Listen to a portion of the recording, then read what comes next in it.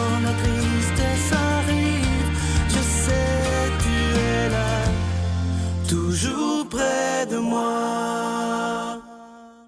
Bon vendredi, bienvenue dans votre émission La Victoire de l'amour. J'espère que vous allez bien aujourd'hui. Comme on le fait toutes les semaines, on rejoint notre ami Pierre-Luc.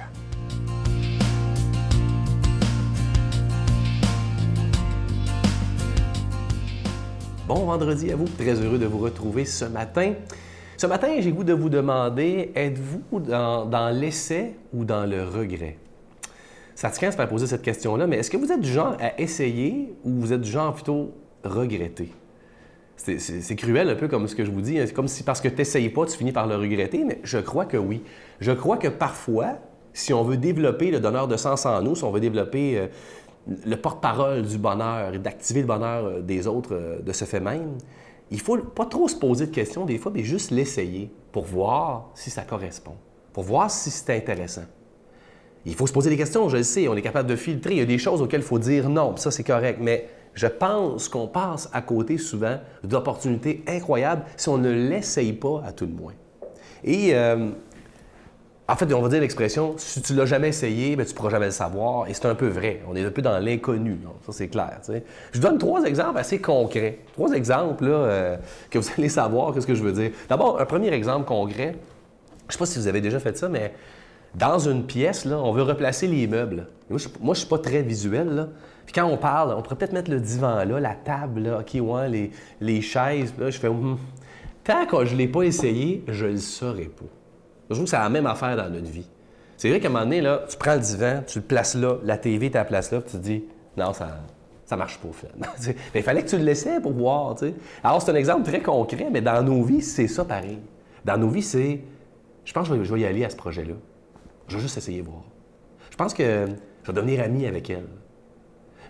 Je pense que je l'aime. Je pense que je vais essayer. T'sais. Une histoire amoureuse. Voyez-vous, je pense que je vais y aller prier.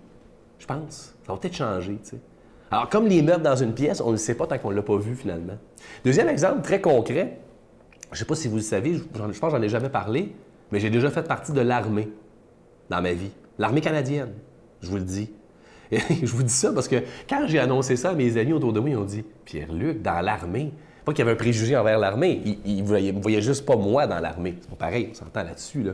Il avait raison, j'ai pas le portrait typique, je sais pas si ça prend un portrait typique quand même, mais il fallait que je l'essaie. Et j'étais tellement content d'aller faire mon petit cours d'élève officier.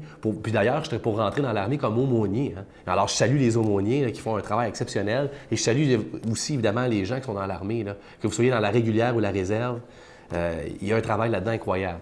Mais c'était pas fait pour moi. Je suis rentré, j'ai fait non, OK. J'ai vu la culture militaire et je me suis dit non.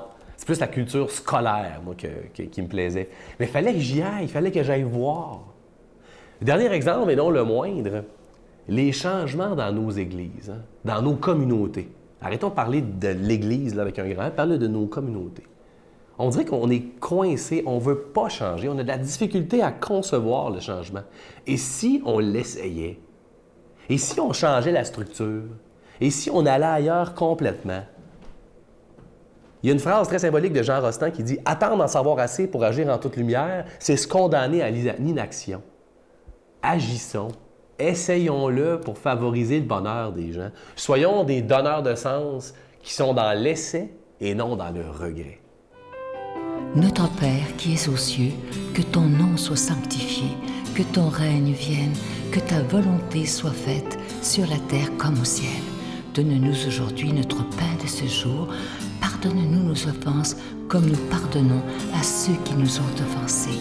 Ne nous laisse pas entrer en tentation, mais délivre-nous du mal, car c'est à toi qu'appartient le règne, la puissance et la gloire, pour les siècles des siècles. Amen. La Victoire de l'amour présente Marie, mon secret, icône de la beauté divine. Avec le Père Michel Marie plongé dans cette véritable retraite spirituelle de plus de 6 heures sur Marie, Mère de Dieu. Et apprenez comment il peut naturellement nous guider vers son Fils. À partir de 49,99, obtenez-le en ligne sur lavictoiredelamour.org en format DVD au 514-523-4433 ou le 1-888-811-92-91. Laissez enfin Marie vous combler de sa grâce. La Victoire de l'amour vous invite à sa retraite spirituelle les 17, 18 et 19 mai 2019 sous le thème « Si vous saviez comme je vous aime, vous en pleureriez de joie ». En compagnie du Dr Gilles Lapointe, Sœur Angèle, Brigitte Bédard, Marie-Jeanne Fontaine, Miguel Padilla et Sylvain Charon. Nous aurons droit à un magnifique spectacle d'Étienne Drapeau le samedi soir. Et comme invité spécial, nous avons le privilège de recevoir Monseigneur Pierre-Olivier Tremblay à l'Hôtel et Suites Le Dauphin de Drummondville. Réservé au 514-523-4433. Sans frais, 1-888-811-92-91.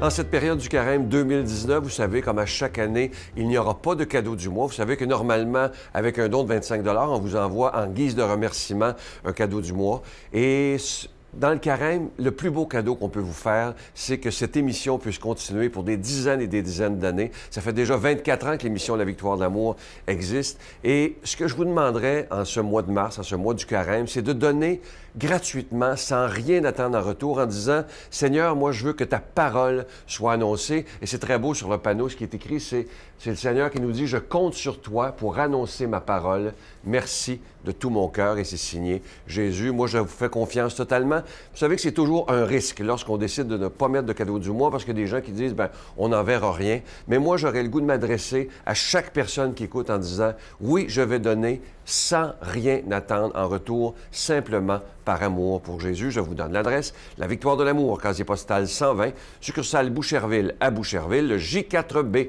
5E6, je vous la redonne. La Victoire de l'amour, casier postal 120, succursale Boucherville à Boucherville, le J4B 5E6. Également par téléphone, par carte de crédit du lundi au vendredi, de 8h30 à 16h30 dans le 514-523-4433, 523-4433 ou sans frais le 1-888-811-9291, 1-888-811-9291 et aussi sur notre site Internet, le www.lavictoiredelamour.org. Merci de tout cœur de donner des mains à la Providence. Merci de votre grande générosité en ce carême 2019.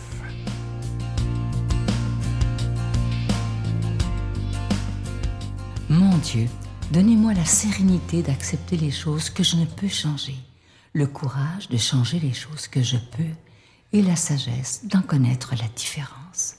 Amen. Aujourd'hui, la parole de Dieu est proclamée par quelqu'un qu'on apprécie beaucoup, notre amie Brigitte.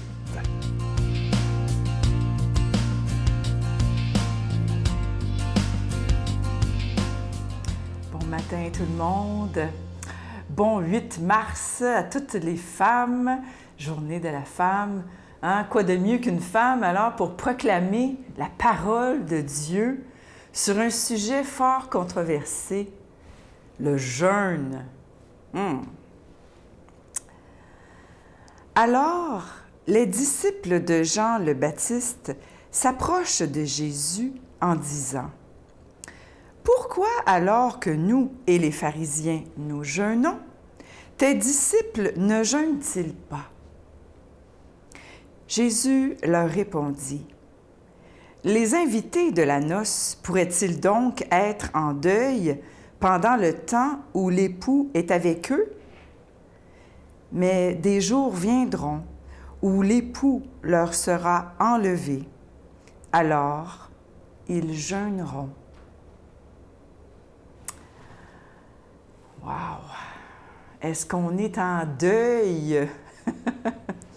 Bon, c'est sûr qu'on est dans le carême, puis on nous dit, l'Église nous dit, nous suggère, nous invite à jeûner.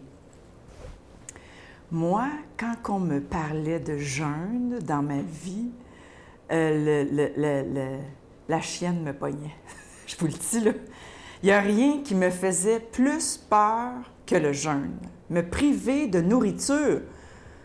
Jeûner de parole, ça passe. Jeûner d'activité, ça passe. D'écran, mais de nourriture. Et là, c'est de ce jeûne-là dont les disciples de Jean le Baptiste et les pharisiens parlent. Le jeûne de nourriture. Le jeûne, comme Jésus le dit si bien, c'est quand on est en deuil. C'est quand on veut se rapprocher de Jésus parce qu'il nous manque. c'est quand Jésus nous a été enlevés. Alors, les gens d'aujourd'hui pourraient bien nous dire, contrairement à tous les disciples de Jean le Baptiste ou les pharisiens, les gens autour de nous qui ne pratiquent pas, là, ils pourraient bien nous dire, pourquoi vous jeûnez alors que nous ne jeûnons pas? Hein? Ils pourraient dire l'inverse. Qu'est-ce qu'on pourrait bien leur répondre?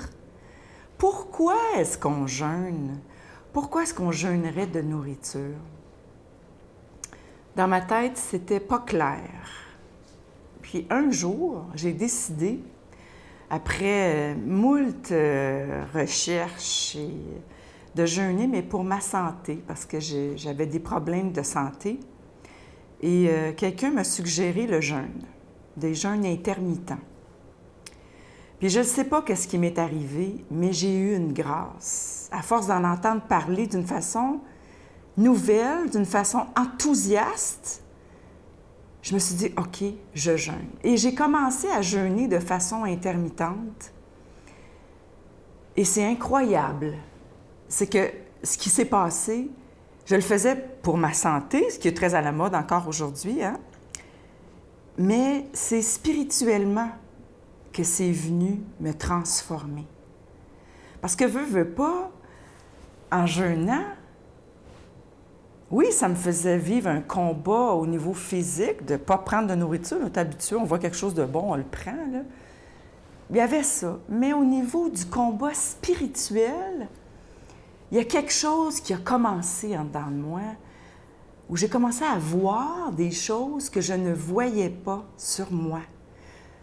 D'une façon intérieure, au niveau spirituel. Des choses qui n'étaient pas ajustées ou qui ne l'étaient plus. Des choses qui me manquaient, des petites compulsions, des manques. Donc, toutes sortes de petites choses où là, en ne mangeant pas, mettons, je sautais le dîner, et là, en ne mangeant pas, me reposant, j'avais le temps de voir des choses en moi et autour de moi qu'habituellement, je ne voyais pas. Alors, il y a comme un côté physique, absolument, mais il y a aussi un côté spirituel où Jésus dit, il y a certains démons qui ne se chassent que par le jeûne et la prière. Bien oui, mes petits démons intérieurs, là, ou les gros, ils viennent à être identifiés en pratiquant le jeûne. C'est quelque chose de nouveau dans ma vie que j'apprivoise tranquillement, mais vraiment, c'est bénéfique. Et si le jeûne m'empêchait de m'unir à Jésus, je ne jeûnerais pas. Alors, il faut savoir, est-ce que c'est un bon temps pour moi? Est-ce que c'est bon pour moi de jeûner? Demandons la grâce du jeûne. Au nom du Père, du Fils et du Saint-Esprit. Amen. Je vous salue Marie, pleine de grâce. Le Seigneur est avec vous. Vous êtes bénie entre toutes les femmes, et Jésus, le fruit de vos entrailles, est béni. Sainte Marie, Mère de Dieu, priez pour nous pauvres pécheurs, maintenant et à l'heure de notre mort. Amen. Aujourd'hui, c'est vendredi. On ne perd pas nos belles et bonnes habitudes. Vous savez qu'à 15 h, toute la belle famille de la Victoire de l'Amour, ceux qui le veulent évidemment, on fait une belle prière à 15 h, peu importe où vous êtes dans le monde. Et c'est, on dit, un Notre Père avec tout notre cœur, un Je vous salue Marie, et un Gloire soit au Père. Et c'est le Seigneur qui nous dit, là où 2 ou 3 sont réunis en mon nom, je suis là au milieu d'eux. Alors imaginez, tous ensemble, virtuellement, un beau moment de prière. Et je vous invite à ne pas manquer l'émission de dimanche, un témoignage exceptionnel. Il s'agit d'un jeune qui était athée, il ne croyait pas en Dieu, il détestait même l'Église, mais vous allez voir une conversion totale. Bye! L'athée qui dit ne croire en rien ment. Un athée croit en quelque chose. Tout le monde croit en quelque chose.